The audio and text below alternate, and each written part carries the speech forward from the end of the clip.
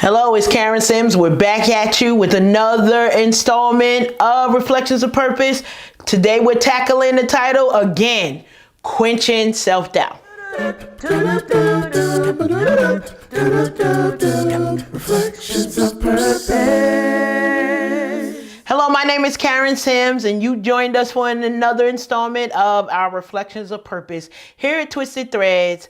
I'm excited that you joined us, and hopefully you've been able to press play for quite a few of our other videos. But we're more excited that you're here today and that you're looking to do the work that's going to be required to keep moving us forward. So I like to always try to get in as much as possible. And so we talked about some things with quenching self-doubt, and we're just going to continue on with the tips that we started in some of our previous videos. So once you kind of know that you've been perhaps your own worst enemy, maybe you have said some things about yourself and you haven't even questioned why your behavior is the way that it is. And so we reminded us in the last video that you're not alone, you're not by yourself. You want to make sure to question your doubt, and then you want to make sure to get the support and advice and mentorship that you need to kind of combat those things, because what we don't confront, we can't overcome. And so at least if we're talking about it, if it's important to you,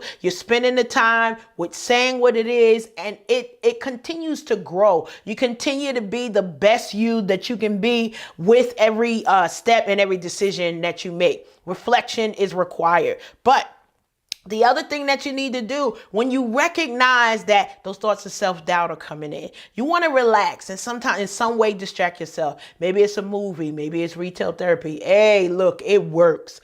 Maybe it's calling up a friend and catching up. Sometimes we find that we can move ourselves out of a thought of self-doubt by strictly listening to somebody else's problems. I know that sounds crazy, but if you are allowed to push yourself into a place of gratefulness, and you get to say, you know what?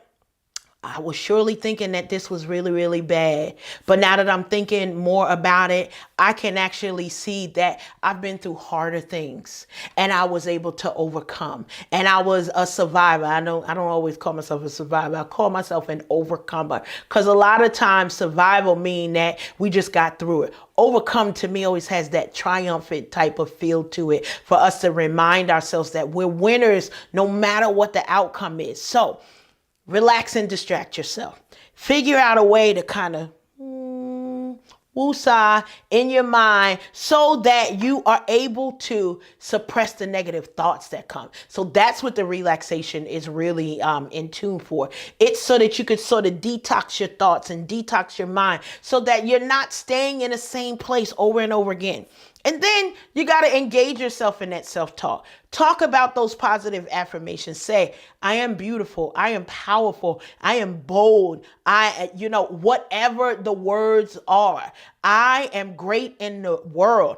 And usually, you may think it's so funny, but it's like one of those things. You look at the man in the mirror and you're confronted and you reflect on the person that you are, and you're able to do things just a little bit differently because you've taken the time to reflect. You've taken the time to think about how what you do impacts the other people around you. So you've engaged in the self-talk. You've engaged in the imagery of saying, right now I'm thinking, oh, I'd like to be back on that beach in the Bahamas. And then I can actually roll through a whole bunch of things. That self-doubt goes right out the window because I'm focused on the goal. I'm focused on what it is I need to do. And I'm going to put myself in a place of what? No more excuses, no more procrastination, no more being all up in my feelings, because that's what self-doubt truly is. So if we call it what it is, self-doubt is you being up in your feelings and your feelings overtaking your thoughts, and it continues a cycle that unless you say, next stop, I'm getting off of this ride, and we're going to need to figure out another mode of transportation, because we cannot afford to not be successful. We can't afford to just say, okay, I'll sit and wait the next round. We can't afford to say that, to convince ourselves that this is not our time. This is our time. This is our time to be great in the earth. It's our time to share our testimony. It's our time to share our story. And look, A lot of us will disqualify ourselves because the thoughts of self-doubt will come in when we say, well, I didn't make it all the way up the mountain yet.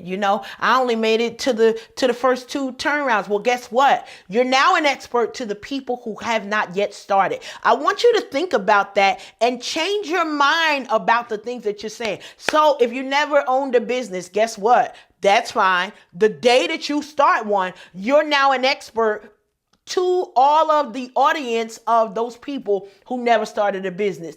When you make your first sale, now you're able to be an expert to those people who haven't made their first sale. See, if you wait till you get to the end of the successful story, some people will be stuck at the start line because you never shared how you got to the next step. So I love it because back in the day, we would have encyclopedias and they would come in volumes. And the volumes way different from Wikipedia now. You can get everything and it connects you to the next thing and to the next thing. But the volumes of them, if you ever read a Harry Potter book or I forget the other one, but y'all know them.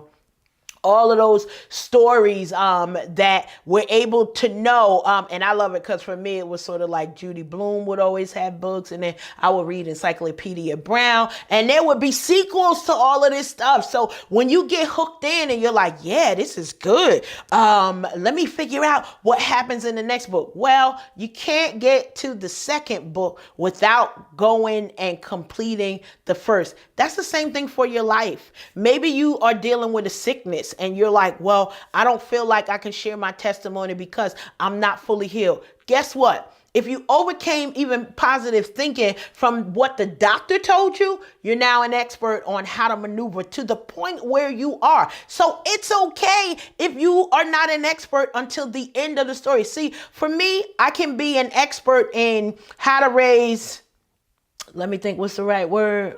How to raise some bad behind kids. Look, I know how. Why? Because mine was that. Now they're upstanding citizens and they're wonderful adults, but that was not my testimony once upon a time. And at that time, when that wasn't my testimony, woo-wee, I had a time. And I know for many of you, that might be your story. And you're thinking, well, I can't help anybody. Well, if you got somebody with a newborn and you know how to get rid of the symptoms of a colicky baby, guess what? You're an expert in that. If you've breastfed your child, you're an expert in that. Whatever. If you know how to change a tire and change some oil, look, you're an expert over me. I'm cute. So I'm calling, hello, roadside assistant. Anyway, that's a whole nother story. Quenching self-doubt. We're on a mission because this year is going to be the beginning year of the best days of our life because we're going to move from the places that we are in. And it doesn't mean some of you will physically move to another state. Some of you will mentally and emotionally move from the states in your mind that are causing you to stay stagnant year after year after year, that 10 years have passed and you're still in the same place that you were. Look, I'm guilty of those things in certain areas of my life. So I'm taking these moments to be transparent with you so that we can make sure that we're successful with the things that we do. So today we remember to relax, distract yourself, and engage in self-talk and imagery. Say where you want to be. Think of yourself in that bigger house, in that bigger car, and graduating with those degrees and opening those businesses and getting those citations from the mayor. Like, yes, it's going to be National Karen Sims Day somewhere soon. Why? Because I'm imagining those things and I'm putting those thoughts in my mind that success is the destination and what? There's no other way but to go forward ahead. Look, I'm so glad that you joined us. Remember to like and share these videos. Subscribe to our YouTube channel because we want to keep you updated and motivated day in and day out, and that you get the breadth of this series because we don't want to miss any of you. Look, it's Twisted Threads. Make it an amazing day. Reflections of purpose.